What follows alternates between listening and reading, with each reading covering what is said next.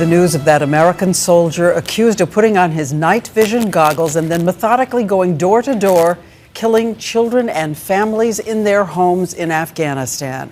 It is a slaughter that threatens the already fragile future there, and tonight we are learning more about who he is. But we begin with ABC's Nick Schifrin in Kabul, an exclusive new video from that village in shock. Americans and Afghans agree on this much: this crime was unforgivable. It was a methodical massacre. 16 civilians, including 9 children, most shot through the head, their bodies wrapped in blankets and burned. Are these children Taliban? Asked this woman. Is this 2-year-old a Taliban? The shooter, identified as a 38-year-old staff sergeant, slipped away from his base at 2 a.m., armed with at least 2 weapons. He walked south more than a mile and began stalking door to door. He entered the first house wearing night vision goggles. In the dark, he killed 4 Afghans. Then he shot this boy. I jumped under the bed, and that's when he fired at me, he says, telling his story over the phone to President Karzai. In a second house, the shooter killed a daughter, mother, and grandmother, then gathered up 4 little boys and 4 little girls and killed every one. 11 dead in one family. You wiped out entire generations, he says. The shooter stopped one last time to kill an unarmed man.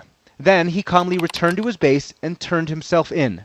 It was all over in less than an hour and a half. Like many, this man was so shocked he couldn't speak. The U.S. had actually been winning here. The locals were being won over.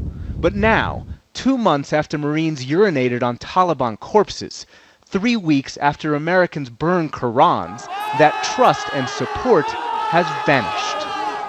The Americans are our enemy, he says, and they will remain our enemy. How do you move forward at this point, trying to regain that trust? Killing innocent civilians in their sleep is unforgivable, but we have to look at what were the circumstances. But there are no circumstances that can explain away these murders. And tonight, Diane, there's fear the anger will spread and that people who have been supporting the U.S. in Kandahar could turn to the Taliban. All right, Nick, thank you. And as you know, officials have been up all night in the United States, worried about the repercussions. At the UN, Secretary of State Hillary Clinton seemed to be groping for words. This was a terrible, awful, I can't even imagine the impact on the families. And President Obama phoned Afghan President Hamid Karzai in the middle of the night there in Afghanistan, so eager to express his condolences. And today, President Obama said, despite these tragic events, America should not, quote, rush for the exits in Afghanistan.